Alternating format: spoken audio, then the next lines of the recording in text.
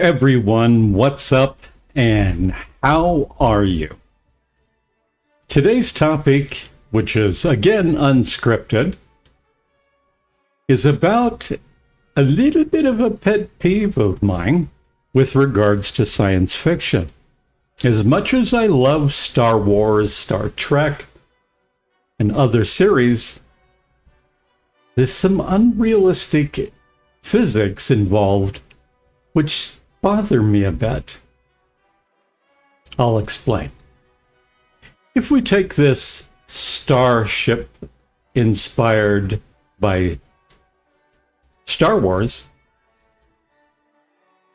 or any one number of ships, nowhere on the ship do I see engines on the side. We've got a little bit floating there. Engines on the top or engines on the bottom. This is probably the most realistic or closer to a real Star Wars starship. And nowhere, I see these beautiful engines, but nowhere do I see engines anywhere else. So what's up with that? I'll explain. In the movies, the rebels are fighting off the Empire. And just at the moment that the rebels are winning and they're about to escape, a Star Destroyer warps in, maybe more than one, and spoils their win, or makes it very difficult for them. They finally get away, but with greater losses. So how is it that the Star Destroyer could just warp in and stop? Like this. That's it. It just stops cold. How is that possible? Well, this is where science fiction just goes into fantasy and waves the magic wand. Okay. We know this. So the question is, how could we justify it? And two, what would it be like if the Star Destroyer had to do something more realistic? When the Star Destroyer warps in, it's like, da, da, da, da, it emphasizes that the Empire has power and might over the rebels. But in reality, that's not how it would be. And I'll explain. So let's say that we bring the Star Destroyer into place here. Imagine for a moment that the rebels are battling the Empire. And instead of the Star Destroyer, which is, some of them are as big as 1.6 kilometers, instead of the Star Destroyer just coming in and stopping, what it would have to do is a long way out. This is going to be fun. When the Star Destroyer is a long way out, it would have to come in backwards. Except it wouldn't warp in. It would have to come into the scene like this. Just a moment, rebels. I'll be there in a moment. I could just hear Darth Vader now. Hang on, rebels. Hang on, rebels. I'll be there. So it would take time for the Star Destroyer to come to a full stop, which would give the rebels all the time in the world to get away. That's the reality of it.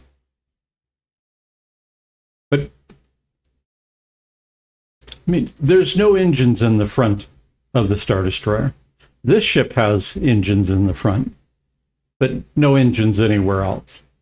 It can get up and go quickly, and it can stop relatively quickly without turning around.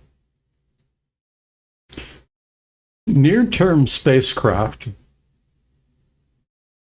will have to be built like buildings, skyscrapers. I'll explain. If we take this small craft here, relatively small, let's see. Oops. Okay, computer.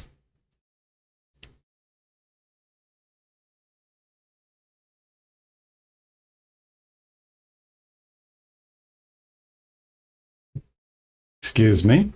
My computer is not happy with me. If we take this ship here, wrong. Yes, it's this one we want. Okay. All near-term spacecraft, because we don't have paragravity, artificial gravity, because we have only just now begun to be able to reduce mass, we will have to build our spacecraft like rockets. Why? Well, you imagine you're sitting in the CC or CIC. Your head is facing, if you were sitting in this one here in the background, your head would be facing towards the sky. But in this, you'll be sitting with your head facing the front. So in other words, it would be analogous to you laying on the floor, putting your legs up on the wall.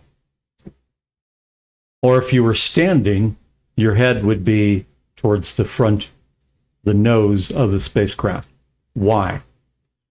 Because this is in an atmosphere, so you think that there's gravity here. But if this was just space, you're in microgravity, where's the gravity? You have to supply the gravity.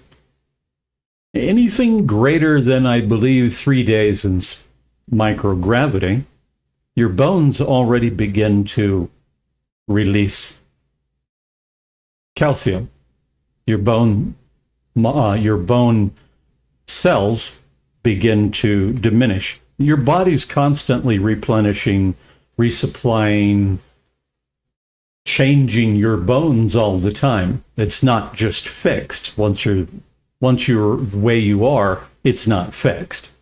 So when you're in space and you're in microgravity for any period of time, your body says, well, I no longer need this structure. I'm going to go ahead and reduce the bone mass. We see that in astronauts that have been up there for any great length of time.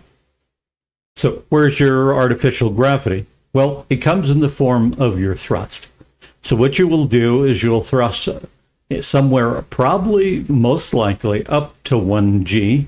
So as you are accelerating with your feet towards the floor, your head towards the nose of the ship, the motion of the ship is providing you the gravity you need to keep your body healthy. When you decelerate, and keep in mind your head is still pointing towards the front of the ship.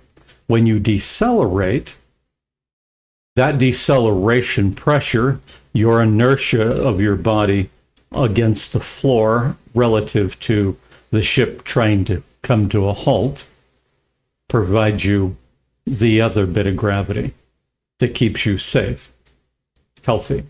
Now, I can illustrate that here with a little animation I made. So here you are, you're accelerating. Your feet are towards the rear of the ship, head towards the nose. As you're accelerating, you have your gravity. It's like an elevator. During your spin around, you're going to have a little bit of microgravity and some odd gravity force, some forces, odd forces on you. No problem. And now as you are decelerating, there's pressure to slow the ship, which is thrust going in the opposite direction. So now instead of thrust of accelerating, you have thrust decelerating you, maintaining that 1g or less gravity. So acceleration gravity, carry through, deceleration gravity. That's how it works. All of our spacecraft, until the time we have two things, which we'll talk about now. And we'll go ahead and talk about it with regards to this ship, because it's the most massive. It's 1.3 kilometers. All right. What would we have to do in order to make the Star Wars Star Destroyer function the way we see it in the movies? Okay, so it would have to do three things. One, the Star Destroyer or any ship would have to be able to create a field that'll reach out and grab onto the quantum foam. The quantum foam is a medium. Air is a medium. Water is a medium. The ground is a medium. Space-time, the quantum foam, it's not just a void of nothingness. It's devoid of air, yes. I mean, well, actually, no, not true. There is air out there, just broke up into different pockets of gas here and there, and maybe in sub-traces amounts. Not anything that you can breathe. There is no such thing as space air. So what the ship would create a field to do would be to reach out and grab onto the quantum foam. What is the quantum foam? Imagine you take a pan of water, a shallow pan of water, no lid on it. You take two drumsticks and you just beat on that water until there's water going everywhere. That would be analogous to the quantum foam. And why is the quantum foam that way? Well, things such as the orbit of the Earth, the sun, the sun puts out a lot of energy. There's constant nuclear reactions happening all throughout the universe. Think of pulsars, quasars, black holes, supernovas, you name it. Nothing in space is ever truly at rest. You are at rest relative to the Earth because you're being moved along with the Earth. But the Earth is not only rotating, it's rotating around the sun. And then the solar system is rotating in an arm going around the central portion of our galaxy, which is moving through space and currently colliding with another galaxy. So there's a lot of drumsticks on the quantum foam, and hence why the quantum foam is a medium of energy and a medium of matter. If you think about it, all matter is made up of energy. So ultimately, when I say everything is energy, you have a better understanding. If you take the atom and you break it down into its particles, down to quarks, subatomic particles, and then you really examine those particles, it's a congealed bit of energy, a soliton of energy. Technically speaking, nothing is absolutely truly physical. It's all energy. The reason why your hand won't pass through the table when you slam it down on the table is because of the electric fields. So we can touch the table, that is, as much as the electric fields will allow us. There's more to it, but This gives you the good general idea of what I'm about to say next. Imagine now this starship were to create a massive interactive field around itself. Now, we're not going to specify, we're not going to break down how that's possible or what would it has to do. That would be a much longer-winded video. Much longer-winded video. Yeah, see, it's unscripted. Now, okay, so you say, all right, it creates a field around the ship. Now what? What that field would have to do is one of three things to start with.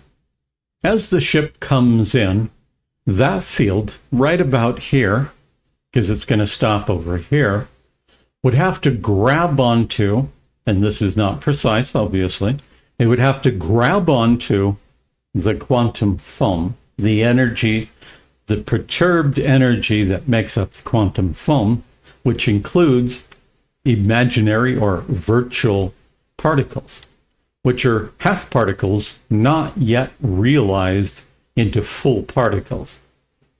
And it would have to grab onto the energies, not just the half particles, and not just one aspect of the quantum foam. It'd have to grab onto everything and then drag itself, while it's still holding on to what it grabbed onto here, it would have to drag itself to a stop. Let's say it only took 2 seconds to do that, like the Star Destroyer shows, something like that, in order to bring that ship to a halt. So it would have to drag space-time and the quantum foam to a stop, like slamming on your brakes, and the friction of the tires on the road would just grind you to a halt. But if you notice, unless you're using special racing tires and your vehicle's very lightweight, even then you're going to slide to a stop. It's still going to take you a few minutes. So that's the first thing the Star Destroyer would have to do. The second thing it would have to do is negate the mass of not only the ship, but you. Because as you come to this grinding halt, which it'll feel like a grinding halt, if the mass was not deflected, reduced, you would find yourself transformed from human to squash. Not the edible kind of squash either. Not very fun. But then there's another problem. Okay, you reduce your mass, you grab onto the quantum foam, you bring you to a screeching halt. That's assuming that the quantum foam will actually be able to bring you to a halt.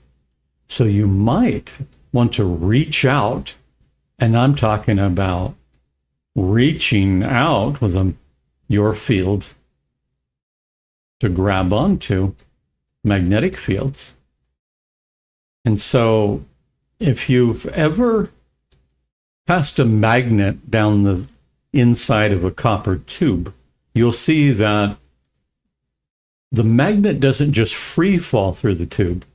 It induces a magnetic field into the copper tube, which repels you with an equal and opposite force. And so it slows the descent of the magnet as it goes through the copper tube. So you can imagine that you could do this with the Earth's and the sun's. Well, you could do it with the magnetic fields within the solar system and grab onto those magnetic fields and the quantum foam, and maybe even space-time as well, to bring you to a halt. Now, in order to be able to do that, you would have to be sufficiently advanced. And in the Star Wars, well, they're just not that advanced. Because if you can do that, then you don't need these things on the back. You don't need these engines anymore. You can, the same methodology it took for you to get up to speed can be employed to push off the vacuum and get you moving. The vacuum, the magnetic fields. And if you research MagSail, you'll see what I mean. There is a craft design, a propulsion design that, which I should probably do a video about, that makes use of the solar wind. It creates a magnetic field by which the solar wind blows the craft out of the solar system. That's probably a good way to put it. Now, even if you reduce the mass of the starship and you came to a halt, you would be fine. You would not be thrown against the front of the ship.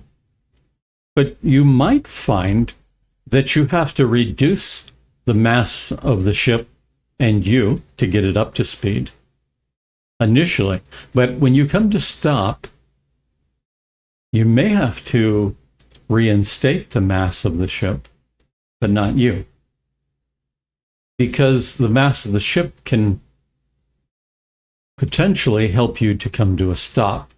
Although that's not really seems to be something very likely to happen. What's most likely to happen is not this, which is really cool to see it come in the movie. But what's more likely to happen is, once again, is that when the Star Destroyer comes in, the rebels are about here fighting, it will have to spin around, which would just absolutely destroy, and it'll probably coast past the rebels, probably shooting, blazing its guns, and it would keep going until it stopped. That would not be very impressive. So I understand why the films did what they did. Well, let me know what you think. That is what I have for today. These are but some of the ships I've built that are Star Wars inspired. Let you have a little preview here of this. I built this about 3 years ago. These are hood scoops for the V8 engine? No. Yeah, right. Well, on that note, you know what I'm going to say. Until next time, keep wondering about space. Cheers. Thank you. Take care.